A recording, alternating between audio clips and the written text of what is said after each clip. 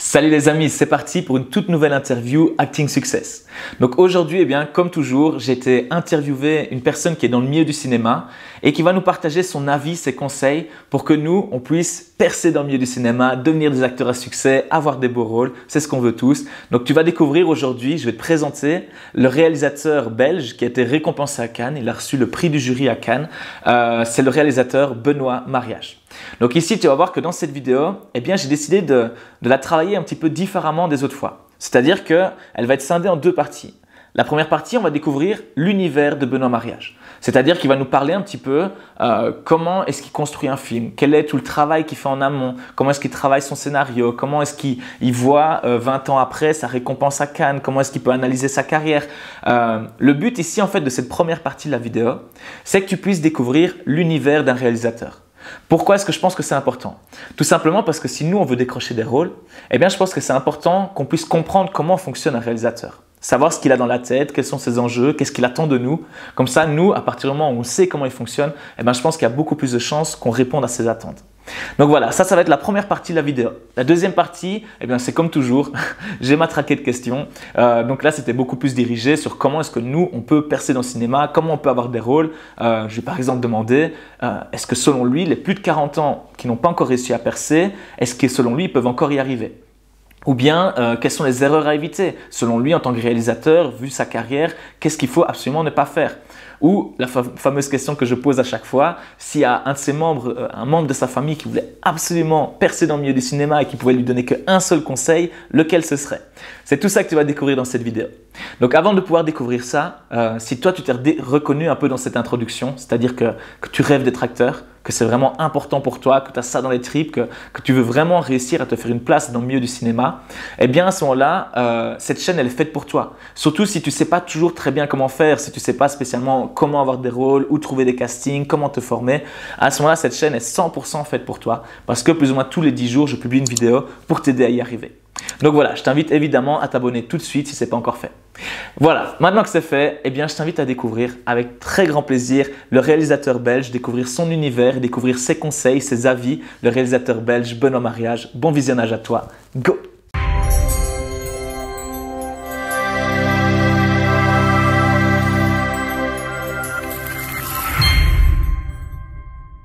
J'ai fait du documentaire et j'ai fait ma première fiction, c'est-à-dire mon premier travail avec les comédiens, j'ai fait à 35 ans sur mon premier court-métrage. Ouais. Donc je ne peux pas dire que j'ai été, puisque c'est quand même un sujet sur les comédiens, que les comédiens étaient quelque chose qui d'emblée m'a attiré très jeune. Je pense que c'est l'envie de... C'est pas ça qui m'a fait venir au cinéma, je pense que... Donc j'ai fait la photo puis du documentaire, et dans le documentaire, je pensais ce que je ramenais des gens, des portraits des gens que je rencontrais, pour moi n'était pas toujours la projection de ce que je me faisais de leur vérité à eux. Et pourquoi je parvenais pas à toucher cette vérité? Parce que je pense que le documentaire te met une limite déontologique, c'est-à-dire à un moment donné, il y a un respect de la vie des gens qui fait que tu peux pas aller au-delà, tu peux pas aller dans l'intimité. Et ce que j'ai trouvé avec l'écriture fictionnelle, c'est que je payais des comédiens pour aller dans une intimité que j'avais choisi d'écrire. Je payais des gens pour ça, et donc il n'y avait plus le problème moral d'aller dans l'intimité. Comme je vous expliquais avant l'interview, j'ai regardé un peu tout le processus, tout votre chemin. Il y a 20 ans, vous étiez à Cannes, vous avez eu le prix du jury.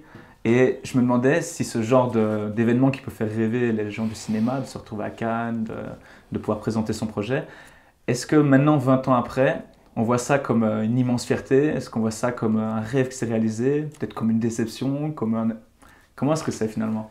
Oui, c'est sûr que c'est évident. Cannes, c'est quand même le temple, enfin c'est le plus grand rendez-vous du cinéma. Donc c'est sûr que c'est incroyable. Après, je ne me rendais pas compte, parce qu'après, j'y suis plus allé. Mes films n'ont pas été... Mon premier court-métrage est sélectionné, mon premier long-métrage a été sélectionné à Cannes. Après, j'ai plus été sélectionné. Donc, au début, je me suis peut-être dit, ça risque d'arriver très régulièrement. Puis finalement, on se rend compte quand même que c'est quand même quelque chose de remarquable. Après, c'est pas le... Après, c'est sûr que l'ego est flatté, on est tous contents. Il y a il y a un retentissement dans la presse en général quand le film va à Cannes. Mais je pense qu'avec l'expérience, c'est surtout se dire est-ce que je suis fier du travail que j'ai fait? Est-ce que moi, je me dis tu es allé au bout, tu as donné le meilleur de toi-même et tu es content de ce que tu as fait. Alors c'est là qu'on doit être juge de son propre... On ne doit pas attendre, je pense, c'est le plus difficile, on ne doit pas attendre l'aval de l'extérieur, notamment avec des sélections en festival, pour estimer son travail. Je pense qu'on doit absolument nous-mêmes être juge de son poème et de se dire es-tu fier de ce que tu as fait? C'est le vrai rapport, parce que on pourrait imaginer qu'on puisse être sélectionné dans un festival sur un film où on se dit c'est pas terrible, ça peut encore arriver. Parce que moi je vois bien aussi avec mes élèves à l'IAD, parfois il y a des courts-métrages qui vont à des festivals, on ne s'attendait pas à ce que ces films aient une vie comme ça aussi étonnante. Donc il y a toujours bien un festival pour vous accueillir quelque part, mais je pense que pour avancer, c'est le regard qu'on porte sur son œuvre qui est important et très sincèrement se dire t'es fier. Et bon, voilà, il y a des films où je me dis j'aurais pu aller plus loin. J'ai pas tout à fait été rigoureux sur certaines choses, voilà. Et après, ce qui te permet après de remettre tout en jeu avec une conscience aiguë des problèmes et des enjeux, quoi. Ouais. Après, effectivement, c'est peut-être le travail d'une vie d'apprendre à être vraiment fier de ce qu'on fait. Oui, après, fier, c'est pas encore le mot, mais fier, c'est même pas le mot, c'est de... Est-ce que l'œuvre est celle que tu avais imaginée? Il y a toujours une déperdition de... Quand tu imagines un film dans l'absolu, tu l'imagines dans une sorte de... Oui, tu l'imagines évidemment, et puis après, il y a une déperdition des choses, parce que d'abord, il y a plein de facteurs qui arrivent, tu n'as peut-être pas assez de temps, pas d'argent, au lieu de 40 jours de tournage, tu auras 30 jours de tournage. La collaboration, c'est peut-être pas faite de façon optimale avec tous les collaborateurs d'un film. Donc, est-ce que tu es encore près de cette idée originale du film? Est-ce qu'il n'y a pas eu une déperdition par rapport à ça? On peut continuer. Ouais. Donc voilà, ça c'est la vraie question. Ouais. Mais fierté, c'est d'avancer aussi. C'est un artisanat, je pense aussi. Donc comme tout artisanat, plus tu le pratiques, plus tu arrives plus près de ce que tu es dans... Parce qu'on est tous, d'abord, on vient tous avec des sujets inconsciemment ou inconscients. On parle, je pense qu'on est vrai un auteur, on ressasse souvent les mêmes obsessions. Donc ça, c'est une sorte de fidélité à ce qu'on est. Et puis aussi dans la forme. D'ailleurs, dans les goûts de cinéma, on n'aime pas tous les cinémas. Donc l'intégrité, c'est d'être au plus proche vraiment de ce qu'on est, nous, dans notre capacité à créer, quoi. Et là, je pense qu'on peut évoluer positivement le long d'une carrière. Et je pense qu'on ne fait pas assez de films parce que c'est compliqué, ça demande beaucoup d'énergie et ça demande beaucoup d'argent. Donc parfois, on devrait plus tourner. Moi, j'ai quand même très peu tourné. Si je pense, j'ai 60 ans, j'ai fait 5 longs métrages, mais c'est un long métrage, c'est 2 mois de plateau. Donc j'ai 10 mois de plateau sur une vie de cinéaste, c'est quand même très peu. J'ai eu la chance aussi d'être prof et d'être sur des plateaux d'élèves, donc ça, même si c'est pas tes propres films, ça participe aussi à une sorte d'aiguiser aussi le regard et tout, parce que même si c'est pas ton film, tu dois avoir un point de vue sur le travail des élèves qui travaillent avec toi, donc tout ça permet un peu d'aiguiser un peu le couteau et d'être peut-être plus pertinent pour les projets futurs. Ouais. Donc au final, il y a une sorte d'équilibre à trouver entre ce qu'on peut faire et ce qu'on veut faire au final. Oui, on est limité, mais après, on veut toujours... Moi, il y a des réalisateurs, je trouve, incroyables, mais je serais incapable de faire ce qu'ils font, parce que je ne suis pas comme eux, quoi. Mais c'est ça qui est génial, c'est que je pense que... Moi, j'ai des films que j'adore de référence, mais je me dis, ouais, c'est pas moi. Et il y a des cinéastes où je me dis, ben oui, je suis plutôt de cette famille-là. Et c'est ça, c'est aussi avoir connaissance de ses limites, et de se dire, voilà, je peux pas... Faut pas pécher d'orgueil à vouloir être ce qu'on n'est pas. Après, jusqu'où on peut sortir le meilleur de soi-même, c'est peut-être ça la vraie question, quoi. Ouais, c'est vrai. Du coup, maintenant ici, quelques questions un peu plus vraiment axées que les comédiens. Donc, en fait, je recense les questions des comédiens, ils m'envoient toutes leurs questions. Ouais. Il y a des questions qui reviennent constamment. La première, et c'est vraiment un énorme classique, comment est-ce que vous, sur quelle base vous choisissez vos comédiens? Quel est votre processus? Est-ce que c'est forcément avec des directeurs de casting? Est-ce que c'est des gens que vous connaissez? Quel est votre processus? Comme je dis, pour moi, les actes les plus importants, je pense, c'est la rigueur dans l'écriture. Les deux actes les plus importants, je pense, dans les moments décisifs pour moi dans la création cinématographique, c'est à la fois d'être dans l'excellence de l'écriture, c'est-à-dire d'aller le plus loin possible dans l'écriture. Et je pense, oui, c'est ça, c'est ne lâcher l'écriture que quand on estime avoir un scénario quand même qui est bien. Et c'est la rigueur dans le casting, je pense. C'est quel personnage pour quel rôle. C'est une rencontre, en fait. C'est une projection consciente ou inconsciente d'un rôle. Et donc, c'est la réflexion et la décision de prendre quelqu'un. C'est quand même très compliqué parce qu'on sait qu'on va vivre avec la personne, qu'on est responsable aussi, parce que je pense qu'on doit être responsable. Si l'acteur est bien, forcément, c'est parce qu'il est. S'il n'est pas bien, c'est parce que soit vous ne l'avez pas bien choisi ou pas bien dirigé. Mais c'est une super responsabilité parce que le pire, ce serait de se retrouver. Je parle d'un rôle. Enfin, je parle de tous les rôles, mais d'un rôle principal et de se dire merde, c'était pas lui, quoi. Et ça, ce serait alors arriver dans une situation horrible de tournage où tous les matins on se dit putain, j'ai tout ça pour ça, parce que c'est quand même l'acteur qui est au premier plan. Donc les choisir, c'est une responsabilité super importante. C'est un processus difficile, douloureux, parce que quand on arrête la décision, ben voilà, c'est quand même un acte très important. Donc voilà, alors comment je l'ai choisi ici, par exemple, c'est étonnant, parce que pour le dernier film ici, c'est la chronique d'un jeune acteur, justement, le film d'un jeune acteur d'origine maghrébine, qui est toujours un peu rappelé par sa condition d'arabe et qui est un peu limité par ça, alors qu'il a une vision plus ouverte. Et donc c'est toujours cette schizophrénie pour lui, tiraillée entre sa culture d'origine et sa culture d'adoption. Et il doit répondre à tous les différents milieux qui le composent lui. Et donc c'est un film sur le conflit intérieur. Et donc j'ai évidemment commencé à chercher dans la communauté belgo-marocaine ici à Bruxelles pour trouver l'acteur, et à Liège. Je ne l'ai pas trouvé, j'avais parlé beaucoup de l'acteur à mon directeur de casting, et finalement il me présente à un moment donné une photo d'un gars, et je dis bah, attends, il n'est pas arabe, il est français. Ben oui, mais tu m'en avais parlé. Et j'ai pris ce gars-là parce qu'effectivement c'était la personne que j'avais en tête, alors qu'il était... Et je me suis dit mais merde, il n'est pas marocain. Je dis c'est pas grave, il va apprendre l'arabe. Il ressemble pas à un basketteur islandais, hein. Il avait quand même le type, il était noir. Donc ça, il correspondait à ce que vous physiquement, aviez imaginé, c'était crédible, mais voilà, il correspondait à ce que j'avais imaginé, quoi. Et en passant par des directeurs de casting. Oui, évidemment, là je travaille avec Michael Beer depuis quand même pas mal de temps. Ouais.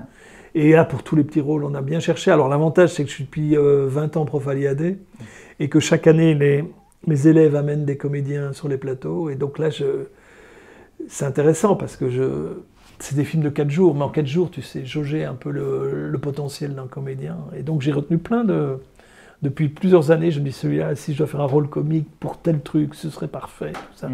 Par exemple, il y avait le rôle de filles maghrébines, notamment, il y avait un rôle dans l'histoire, son père, pour ne pas tout déflorer, le père du comédien principal s'est remarié avec une jeune nana au Maroc.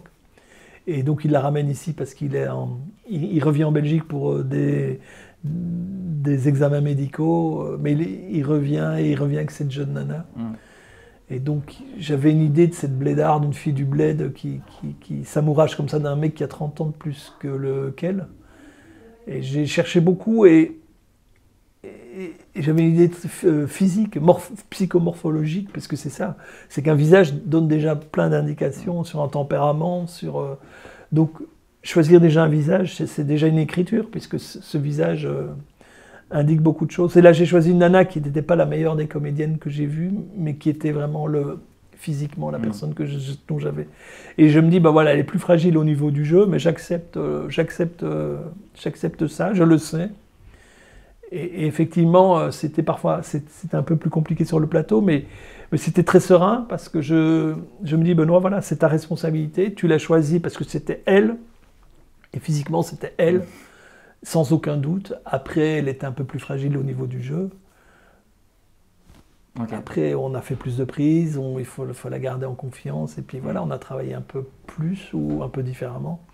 Mais voilà, je crois qu'on est responsable des acteurs qu'on prend. Et si l'acteur est mauvais, c'est parce que c'est la responsabilité d'un réalisateur. Alors, soit il ne devait pas le choisir, ou soit il devait l'amener autre part que ce qu'il l'a amené. Donc, on est responsable des acteurs qu'on prend. C'est quand même eux qu'on verra à l'écran. C'est quand même le travail avec les comédiens, c'est quand même l'épicentre du travail quand même d'un réalisateur. Mais voilà, oui, le choix, c'est super important. Il y a une autre question qui est assez bien revenue, qui en l'occurrence me concerne un peu moins, mais il y a beaucoup de personnes, donc de comédiens donc, qui n'ont pas encore percé, qui font du théâtre ou quoi, qui ont passé, on va dire, en moyenne la quarantaine, et qui se posent la question, est-ce qu'après la quarantaine, si on n'a pas encore percé, est-ce que c'est possible, voilà, selon votre avis, d'encore pouvoir espérer une carrière dans le cinéma? J'ai regardé un documentaire sur De Funès. Ouais, c'est la référence là-dedans. Ouais. Et c'est incroyable, comme ce mec a galéré. Et donc, si on regarde par exemple la biographie de Funès, la réponse est déjà donnée. Oui, bien sûr, tout peut arriver. Oui, puis... Oui, peut-être un jour... et puis c'est les rôles, hein, c'est les rôles qui font les grands acteurs. Enfin, c'est les bons rôles qui font les bons acteurs. Je pense qu'à un moment donné, si un mec tombe sur un bon rôle, tout de suite, il est parti, quoi. Je prends A Girl, tu vois, ce film flamand, l'histoire d'un... Tu n'as pas vu? Ben, c'est l'histoire d'un gars qui veut changer, qui est danseur, qui veut changer de sexe, qui se sent être fille et il est garçon. Et donc c'est 4 mois de sa vie, avant l'opération. Hein, donc, mais le jeune mec est juste formidable, mais l'histoire est formidable. Donc le mec, là il est parti, mais après est-ce qu'il va pouvoir... il est juste incroyable dans son rôle. Après ce gars... Le film a fait le tour du monde, a eu la caméra d'or à Cannes. Après, le gars, ça va être pas simple pour lui non plus, parce qu'il était vraiment le rôle d'une histoire formidable. Est-ce qu'il sera encore... Donc tout, même pour celui qui réussit très tôt, c'est vachement compliqué aussi, parce que un succès précoce pose aussi la question de la pérennisation de ce qu'on fait. Donc. Est-ce qu'il y a des grandes erreurs que vous, dans le milieu du cinéma, vous auriez peut-être fait ou vu et que vous diriez attention, si vous voulez aller dans le milieu du cinéma, il y a ça à faire attention? En tant que comédien, tu parles? Du coup, c'est pour ça que je dis dans le milieu du cinéma, je reste assez vague, qui oui, effectivement, puisse toucher peut-être les comédiens. Ou... Non, c'est d'être soi-même, d'être soi-même et de... Oui, de rester soi-même. Je veux dire, un casting, c'est pas... Un casting, c'est pas vous, c'est pas votre personnalité qu'on juge, c'est juste, c'est difficile. Hein, c'est pas parce que vous n'êtes pas pris que vous n'êtes pas bon et que vous n'êtes pas bon dans la vie et que vous n'êtes pas une belle personne. Enfin, je veux dire, il faut faire gaffe, quoi. Donc, je pense que c'est ce détachement qu'on doit avoir, quoi. Ouais. Ok. Je pense que si on cesse de vouloir être aimable, on a déjà plus de chances de réussir parce qu'on n'y met aucun enjeu. Mais si l'enjeu inconscient reste d'être aimé, c'est plus délicat déjà pour la personne. Mais après, quel conseil de pouvoir de se détacher du fait de vouloir être aimable, c'est facile à dire. Après, on veut tous être aimés et être aimable. Mais je crois que c'est ça. Donc c'est y aller en décontraction, de rien attendre et ne pas forcer les choses, quoi. Et vraiment, les choses arrivent à partir du moment où peut-être on ne les espère plus. Et ça, c'est très difficile à comprendre, mais je crois que c'est ça. Je veux bien. Oser se dévoiler d'une certaine façon, oser être soi-même vraiment à l'état pur. Oui, et d'être sans attente. Voilà. Je veux dire, on est tous, je pense qu'on a tous un destin, on a tous quelque chose à faire sur cette terre. Et c'est pas nécessairement être Brad Pitt. Et même si on veut être Brad Pitt, c'est peut-être pas ce qu'on sera, parce que c'est pas ce qu'on a à être. Donc ça demande beaucoup de maturité, pas de maturité, mais ouais, peut-être c'est aussi de vivre les choses. Se casser la gueule, se dire réajuster les choses. Et peut-être que voilà, je pensais être Brad Pitt, maintenant je fais un atelier avec des enfants de théâtre et je m'éclate à crever. Et c'est peut-être ça c'était peut-être ça ma vocation, quoi. Donc une certaine acceptation finalement. Oui, c'est ça, évidemment, de ses limites. Ouais. Je crois que c'est ça. Okay. On est tous confrontés à ça, hein. Je ne m'exclus pas de cette réflexion. Aujourd'hui, donc ça c'est vraiment purement personnel, quelle est pour vous la meilleure démarche pour les comédiens qui veulent se faire connaître des réalisateurs? Ben, il faut aller dans les agences de casting, se mettre dans des agences de casting, parce que moi je reçois des trucs, donc je suis en train d'écrire, parfois des gars m'envoient, et je dis ok, mais dans 3 ans je va dans une agence, parce qu'à un moment donné, si je cherche un type de 35 ans, avec un air débonnaire, ben si tu as 35 ans, que tu as un air débonnaire par excellence, si je parle de ça à mon comédien, il va me sortir tous les gens qui sont inscrits dans son rôle. Donc je dis, c'est de faire c'est même gratuit chez ADK Casting par exemple. Ouais, s'inscrire sur le site. Oui, bien sûr, et de faire une petite démo, et tu seras toujours appelé à un moment donné. Et si tu convaincs lors d'un premier casting, le mec va dire, le directeur de casting va te dire, bah attends, j'ai encore peut-être quelque chose pour toi.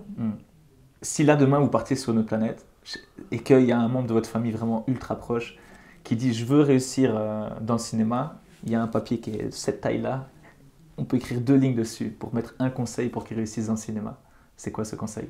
C'est ce que j'ai dit. Ouais, je sais bien. Mais... ne pense plus jamais à réussir dans le cinéma et oublie que tu vas réussir dans le cinéma. Et ça va peut-être t'arriver, quoi. Chouette. Merci beaucoup. Avec plaisir.